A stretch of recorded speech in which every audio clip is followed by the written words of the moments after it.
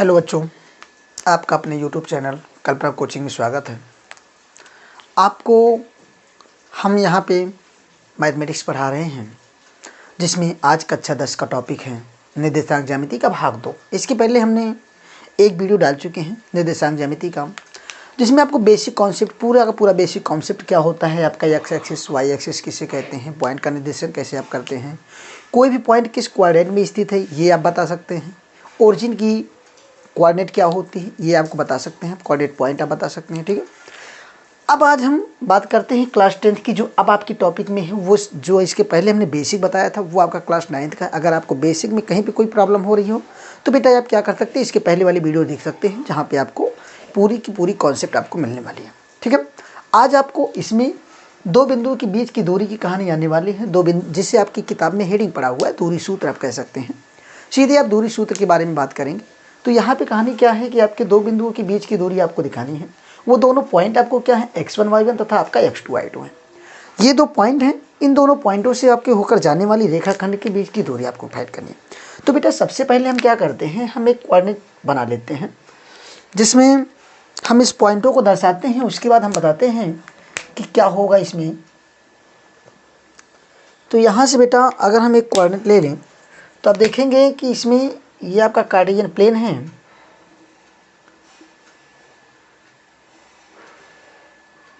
केवल आपको यहाँ पे रटना नहीं है, बहुत ही आसानी से आपको यहाँ पे समझ लेना है।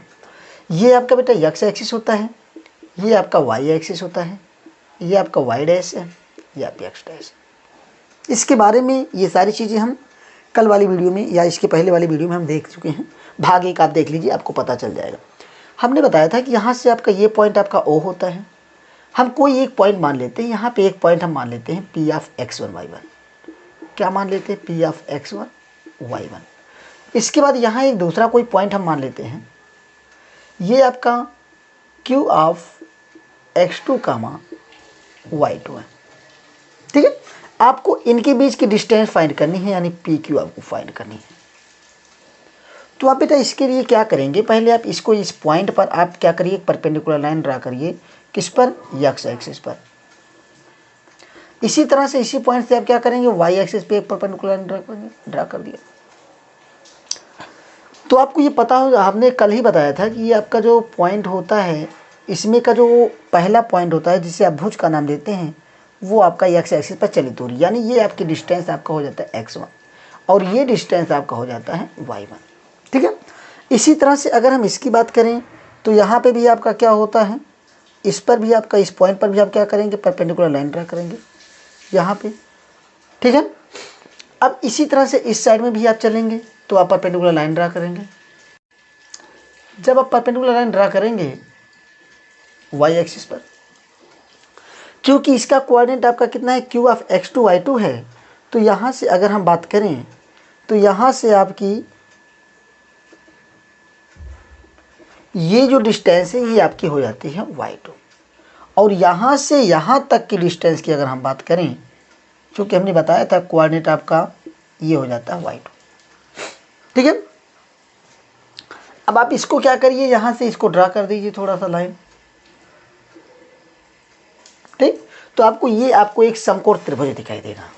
ठीक है, अगर हम पूरी की पूरी डिस्टेंस आपकी x2 है, यहाँ से लेके यहाँ तक की डिस्टेंस बेटा आपका कितना है, x1 है, तो इतनी डिस्टेंस आपको ये कंफर्म हो जाता है कि आपकी कितनी होने वाली है, x2 माइनस x1 होने वाली है। चूँकि ये लाइन, अब आप यहाँ पे P और Q नाम दे दिया है, यहाँ पे आप नाम दे दीजिए, इसको आप O दे ही दिए हैं, इस पॉइंट को आप M मान लीजिए, इसको आप N मान लीजिए। ठीक है, इस पॉइंट को आप A मान लीजिए और A पॉइंट आप इसे B मान लीजिए।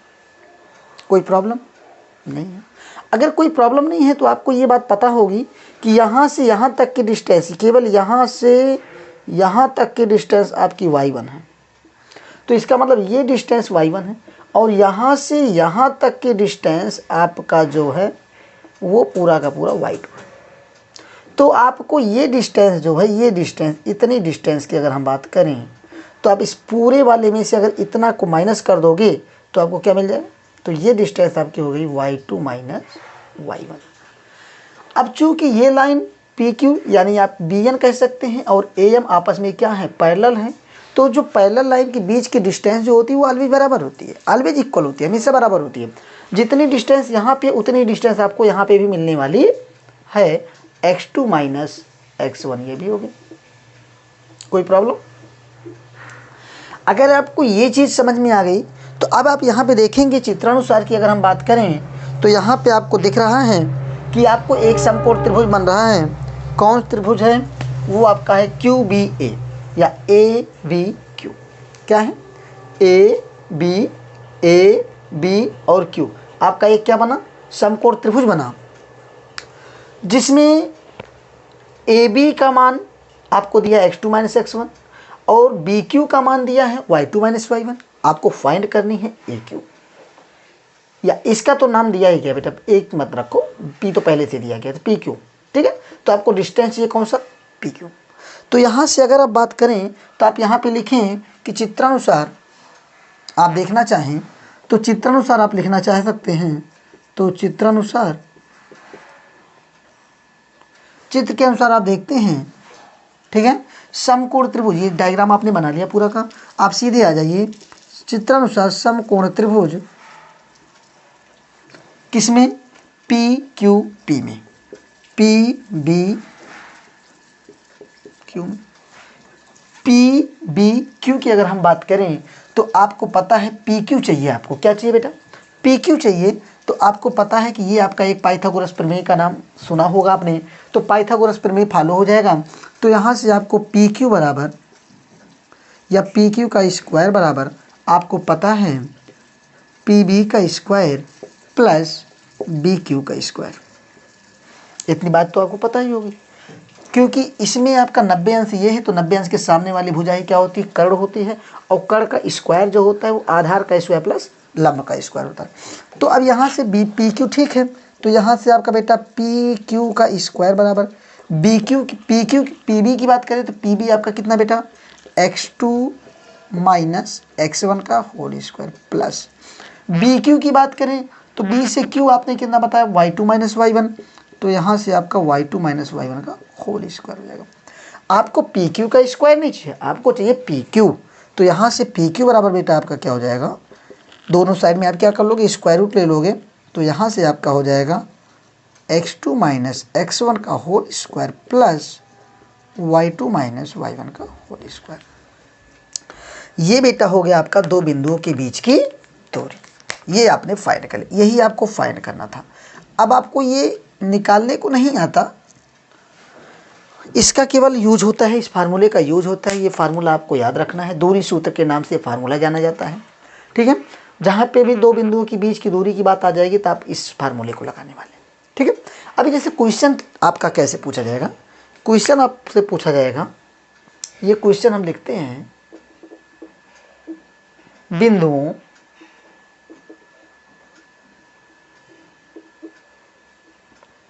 जीरो थ्री तथा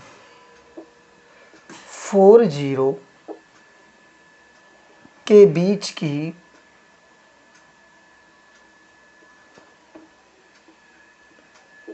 दूरी ज्ञात कीजिए। ठीक है, हल में आप बताएंगे। तो बेटा आपको क्वेश्चन आपको ये याद रखना है कि हमने बताया था क्वेश्चन में आपको यहाँ पे दिया है क्या? दो बिंदुओं के बीच की दूरी, दोनों बिंदु क्या है? x1 y1 तथा x2 y2। यहाँ पे भी आपको दो पॉइंट्स मिले हैं, एक आपका 0,3 मिला है, दूसरा आपका कितना मिला है? 40 मिला है। अब आपको क्या करना है? यहाँ से आप कंपेयर कर लीजिए। ठीक है, तो सोल्यूशन में आप यहाँ पे लिखेंगे दिए गए बिंदु, दिए गए बिंदु 0,3 तथा 40 है। ठीक है, अब यहाँ पे आप क्या जानते हैं? हम जानते हैं कि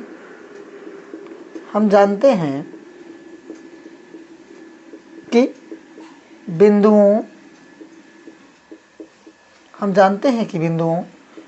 P ऑफ x1 y1 तथा Q ऑफ x2 y2 के बीच की दूरी पी क्यू बराबर square root of x2 minus x1 का whole square plus y2 minus y1 का होल स्क्वायर। ये बात समझ में आई? यही आपने अभी लिखा था, अभी तो निकाला आप। यहाँ से आप कंपेयर कराएंगे तो बिंदुओं को, दोनों बिंदुओं के बीच की दूरी निकालने के लिए यहाँ से आप कंपेयर कराएंगे तो यहाँ पे आपका x2 बराबर, यानी दूसरे का पहला, तो दूसरे का पहला x2 बराबर 4 और यहाँ से y2 बराबर आपका कितना होगा, दूसरे का दूसरा 0। ठीक है। x1 की बात करें तो पहले का पहला 0, y1 की बात करें तो पहले का दूसरा y1 यानी 3। ठीक है। ये चीज़ आपको अच्छे से समझ में आ गई होगी कि आपको कैसे कंपेयर करना है। ठीक है। यहाँ से पहले का पहला ले लीजिए और दूसरे का दूसरा, कामा के पहले तो कामा के पहले ले लो, कामा के बाद तो कामा के बाद, यानी जो जो कॉमन मिले वो चीज़ें आप क्या करो, उसको छोड़ दो। जो आपको एक्स्ट्रा दिख रहा है वही चीज़ उसके बराबर, उसमें जो अलग है इसमें अलग है, दोनों को बराबर कर लो। ठीक है। तो कंपेयरिंग करना आपको समझ में आ जाएगी। जैसे यहाँ पे देखो ब्रेकेट है तो ब्रेकेट हट गया, 0 है तो यहाँ पे x की जगह 0 हो गया, तो इसका मतलब x बराबर क्या हो गया, 0 हो गया। देखो लिखा है x1 बराबर 0 हो गया। यहाँ पे कामा है तो यहाँ पे भी कामा, कोई दिक्कत नहीं। यहाँ पे y1 तो यहाँ पे 3 है तो इसका मतलब y1 को क्या मान लो, 3 मान लो। कोई दिक्कत है क्या? नहीं। अगर कोई दिक्कत नहीं है, अब आप यहाँ पे फार्मूले पे रख दो। तो अतः डिस्टेंस इन दोनों के बीच की दूरी आपने क्या माना है, पी क्यू डी मान लो, जो भी मानना है। आप यहाँ पे दिए गए बिंदु इसको पी मान लो चाहे क्यू मान लो, कोई दिक्कत नहीं है, वो तो नाम दिया गया है। तो यहाँ से आपका पी क्यू बराबर, यहाँ पे पी ही ले लो, इसको पी मान लो, इसको आप क्या मान लो, क्यू मान लो। तो पी क्यू बराबर आपका स्क्वायर रूट ऑफ x2 की जगह पे आप क्या रखोगे, 4 माइनस x2 माइनस x1 यानी 0 plus y2 minus y1 0 minus 3 का स्क्वायर। यहाँ से बेटा P Q equal to square root of, यहाँ पे भी स्क्वायर लगा तो यहाँ पे आया आपका 4 का स्क्वायर प्लस आपका माइनस 3 का स्क्वायर। अब देखो यहीं पे बच्चे गलती कर देते हैं। यहाँ पे बच्चे क्या करते हैं, सोचते हैं यहाँ पे सर माइनस है तो माइनस लगा लेते हैं, लेकिन ऐसा नहीं है। अब देखिए क्या होता है, तो यहाँ से आपका P Q equal to square root of, ये आपका 4 का 4 में गुणा होता है। कुछ बच्चे क्या कर लेते हैं, सर 4 दूना 8 कर लेते हैं। क्या कर लेते हैं, 4 दूना 8 और 3 दूना 6। ये गलत बात है।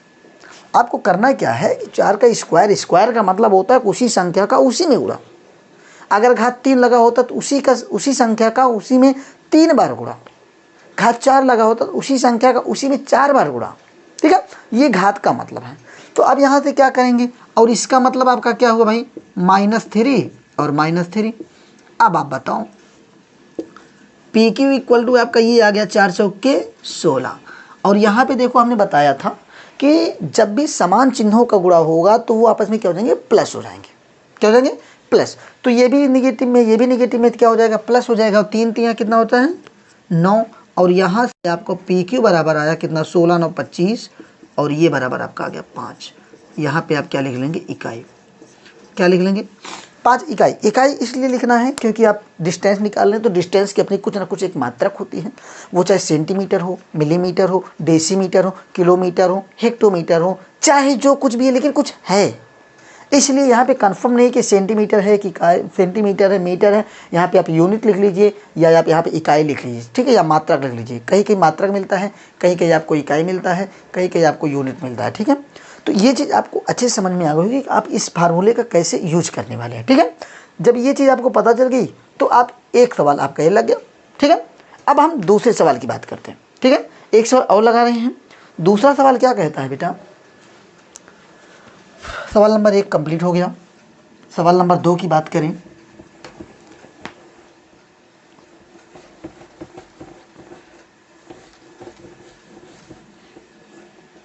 अब देखिए हम इसको मिटा दे रहे हैं क्योंकि ये टॉपिक्स आपका कंप्लीट हो चुका है। आपको हम केवल ये फार्मूला लिख देते हैं बगल में। ठीक है। क्योंकि इसी का हमें यूज करना है। तो कैसे हम यूज करेंगे इसकी हम बात करते हैं।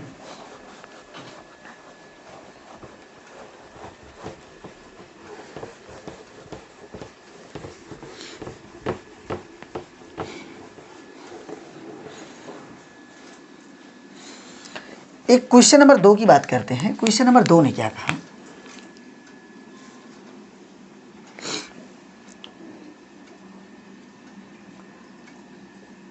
कह रहा है यदि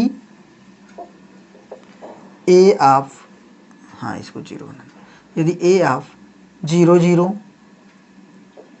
बी -4 0 तथा बी आपका -4 0 तथा सी ऑफ 3 0 किसी त्रिभुज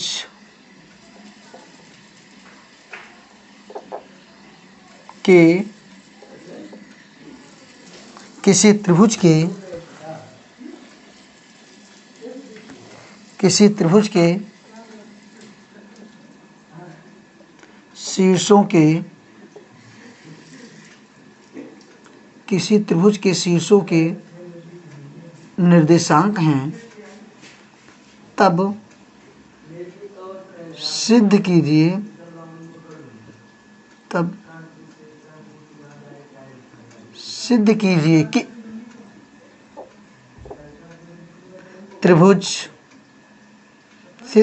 कि त्रिभुज ABC एक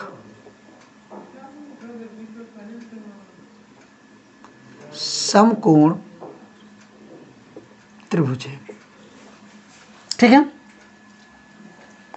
आपको क्या बतानी है?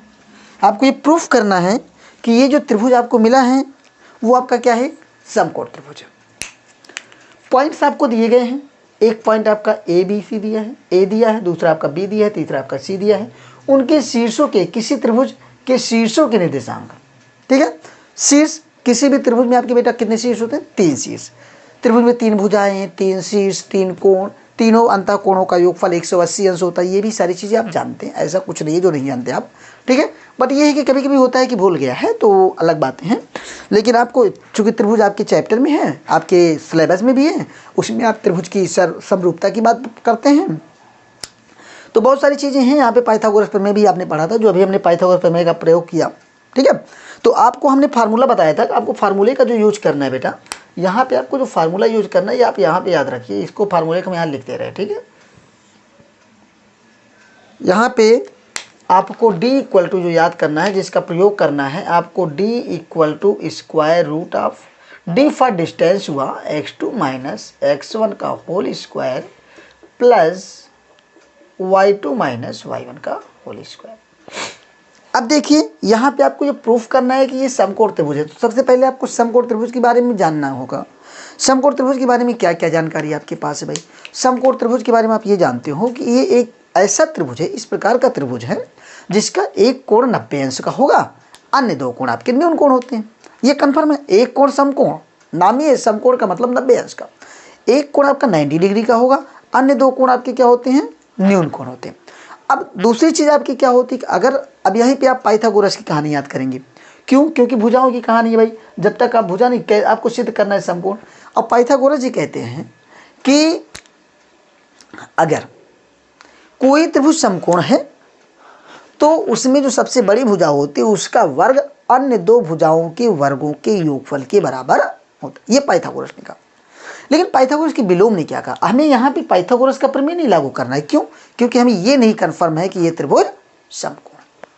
अगर ये हमें कन्फर्म होता कि ये त्रिभुज समकोण है तो हम पाइथागोरस को एकदम बेहिचक आराम से लगा सकते थे। बट यहाँ पे तो यही तो आपको प्रूफ करना है कि ये त्रिभुज है कैसा, समकोण है या अधिक कोण त्रिभुज है या न्यून कोण त्रिभुज है। चूंकि कोणों की बात किया है तो कोण के आधार पर ही हम बात करेंगे। वैसे आप त्रिभुज 6 प्रकार के पढ़े, वो अलग बात है कि भुजाओं के आधार पर 3 कोणों के आधार पर, भुजाओं के आधार पर आपने पढ़ा तो आपने न्यून कोण त्रिभुज बताया, अधिक कोण त्रिभुज बताया, कोण के आधार पर बताया तो न्यून कोण त्रिभुज, सम कोण त्रिभुज, अधिक कोण त्रिभुज। लेकिन जब आपने भुजाओं के आधार पर बताया तो आपने बताया समबाहु त्रिभुज, विषम बाहु त्रिभुज और समद्विबाहु त्रिभुज। ठीक है, आप इसी को इंग्लिश में कहते हैं सम न्यून कोण त्रिभुज को आप एक्यूट एंगल ट्रायंगल कहते हैं, राइट एंगल ट्रायंगल आप कहते हैं। फिर इसके बाद आपका राइट एंगल ट्रायंगल आप किसे कहते हैं? समकोण त्रिभुज को कहते हैं। आप इसी को जो अधिक कोण त्रिभुज होता है उसे आप ऑब्ट्यूज एंगल ट्रायंगल कहते हैं। ठीक है, इसके बाद इसमें भी कहानी है। कैसे आप कंफर्म करोगे? साइड के आधार पर आप कैसे कंफर्म कर ले जाओगे कि ये अधिक कोण त्रिभुज है या समकोण त्रिभुज या न्यून कोण। तो इसके लिए हम बता देते बेटा, कि आपकी अगर कोई त्रिभुज ABC है, कोई त्रिभुज आपकी क्या है, इसकी हम थोड़ा सा बता दे रहे हैं आपको कि कोई भी त्रिभुज ABC है, ABC अगर कोई भी त्रिभुज है, तो ये आप कैसे कंफर्म करोगे ये समकोण त्रिभुज हैं? तो इनकी भुजाओं के बारे में, और आपको साइड ही दिया गया है, तो यहाँ पे आप पहले निकालोगे AB, और ये मान लेते हैं कि ये आपका A हो, ये आपका B हो, ये आपका C हो। अगर ऐसा है तो इसमें 3 कंडीशन मिल सकते हैं, A² बराबर आपका B² प्लस C², या हो सकता है B² बराबर A² प्लस आपका C², हो सकता है C² बराबर आए तो A² प्लस B²। ये 3 में से कोई एक कंडीशन आ जाए तो त्रिभुज आपका समकोण होगा। क्या होगा? समकोण। दूसरी कहानी, अगर A² is less than B² plus C², B² is less than A² plus C², C² is less than A² plus B²। यानी बड़ी भुजा का, किसी एक भुजा का जो इसमें बड़ी होगी, उस भुजा का वर्ग, ठीक है, उस भुजा का वर्ग अन्य 2 भुजाओं के वर्गों के योगफल से अगर छोटा है, क्या है? छोटा है। अगर ये छोटा है तो ये त्रिभुज आपके कहलाते हैं न्यून कोण त्रिभुज। ठीक है, कैसा त्रिभुज होगा? न्यून कोण त्रिभुज। इसे आप राइट एंगल ट्रायंगल कहेंगे, इसे आप एक्यूट एंगल ट्रायंगल। तीसरी कंडीशन क्या बन सकती है कि A² is greater than B² plus C², B² is greater than A² plus C², C² is greater than A² plus B²। अगर ऐसा कहीं दिख जाए तो ये आपका कहलाता है अधिक कोण त्रिभुज। कौन सा त्रिभुज कहलाता है?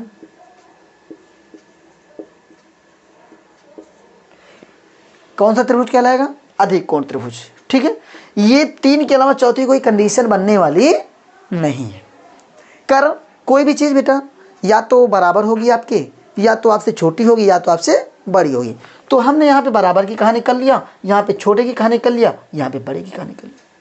ठीक है, ये 3 कंडीशन आप याद रखिएगा, और इन्हीं में से हमें एक प्रयोग करना है समकोण की।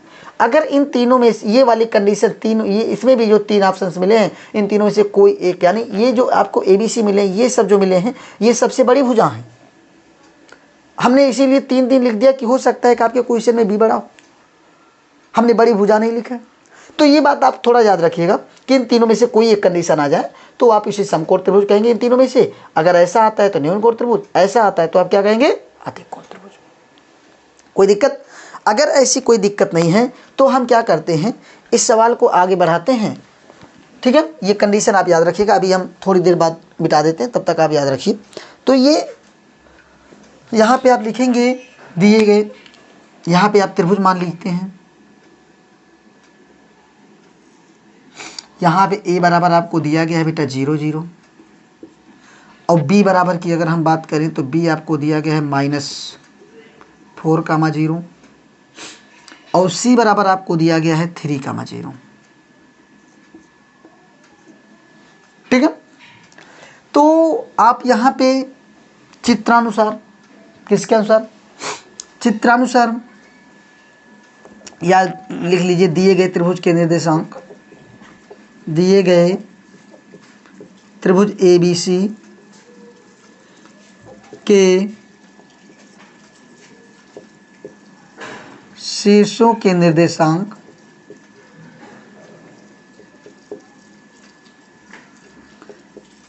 A of 0 0, B of -4 0, C of 0 4। एक मिनट, इसको बेटा 0 3 बनाओ।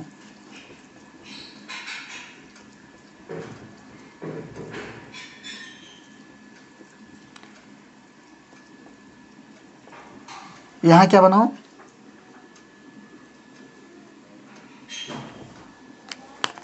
0 3 बनाओ।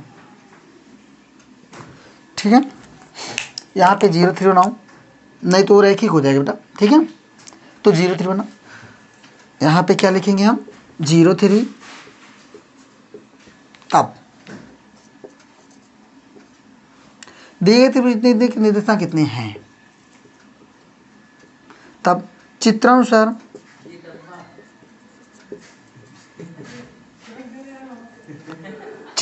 पहले आप ए बी निकाल लीजिए। ए बी बराबर फार्मूला आपका वही लगने वाला है, x2 माइनस x1 का whole square plus y2 minus y1 का होल स्क्वायर। तो इसमें से इसको आप घटाएंगे तो आपका 0 माइनस ऑलरेडी है, एक माइनस और होता है, तो 0 प्लस 4 का स्क्वायर प्लस 0 माइनस 0 का स्क्वायर। तो ए बी बराबर आपका आया, यहाँ पे 4 चौके, यहाँ पे आया 4 का स्क्वायर प्लस आपका 0 का स्क्वायर। तो यहाँ से ए बी बराबर आपका आया स्क्वायर रूट ऑफ 4 चौके 16 प्लस 0। तो ए बी बराबर आपको मिल गया 4। कितना मिल गया? 4। अब यहीं पे तथा यहाँ पे बी सी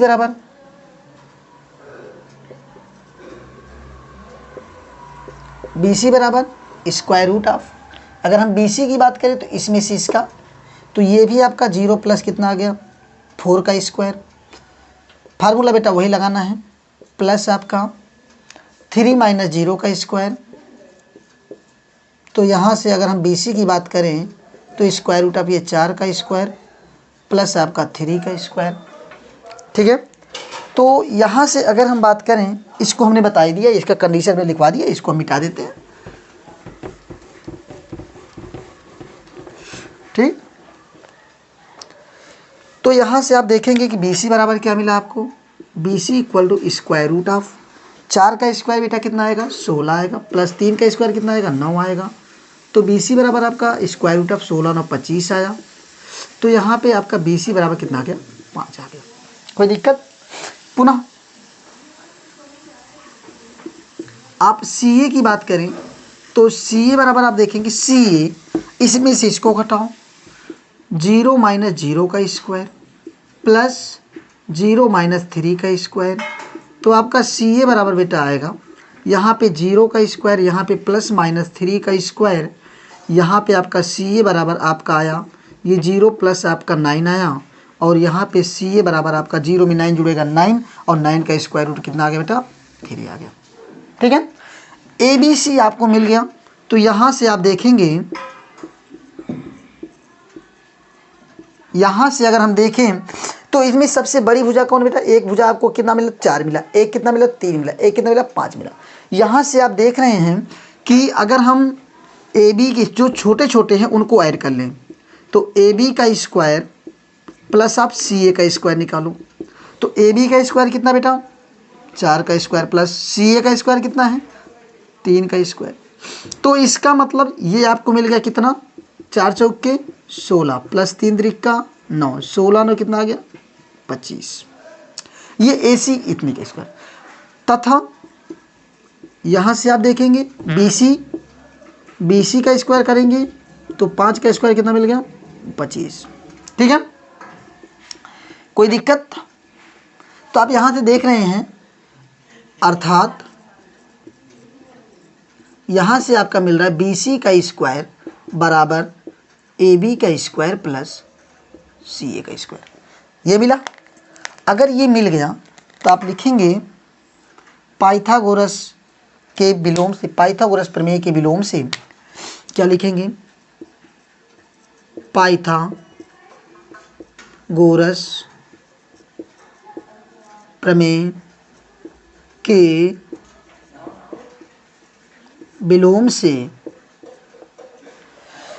अब पाइथागोरस प्रमेय का विलोम है क्या, अब आपको ये समझना है। ये भी आपने अगर त्रिभुज वाला चैप्टर्स पढ़ा है उसमें आपका पाइथागोरस प्रमेय का विलोम एक टॉपिक से है, उसमें आप देख सकते हैं पाइथागोरस प्रमेय का विलोम क्या कहा कि यदि किसी त्रिभुज के बड़ी भुजा का वर्ग, बड़ी भुजा का वर्ग अन्य भुजाओं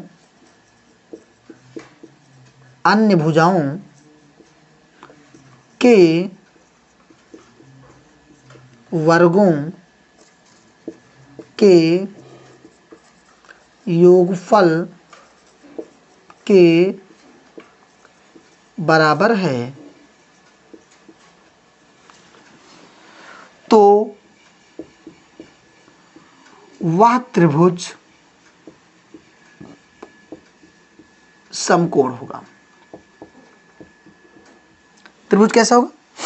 यहां पे आपने क्या कहा, पाइथागोरस प्रमेय के विलोम ने क्या कहा, इन्होंने कहा कि यदि किसी त्रिभुज की बड़ी भुजा, किसी त्रिभुज के बड़ी भुजा का वर्ग, जो आपकी सबसे बड़ी, ये इस त्रिभुज में आपको सबसे बड़ी भुजा कितनी मिली, 5 मिली, उसका जब आप वर्ग कर देते हैं तो तथा अन्य भुजाओं के वर्गों के योगफल के बराबर अगर दोनों हो जाते हैं तो वो त्रिभुज आपका क्या होता है, समकोण होता है। ये कन्फर्म है। तो यहाँ से ये आपने दिखा, तो यहाँ से आपका ये बड़ी भुजा का वर्ग अन्य दो भुजाओं के वर्गों के योगफल बराबर हैं, तो अतः आप लिख देंगे अतः त्रिभुज ABC क्या है, समकोण त्रिभुज है। कैसा त्रिभुज है, ये आपका प्रूफ होगा। क्या हो गया बेटा, हेंस प्रूव्ड।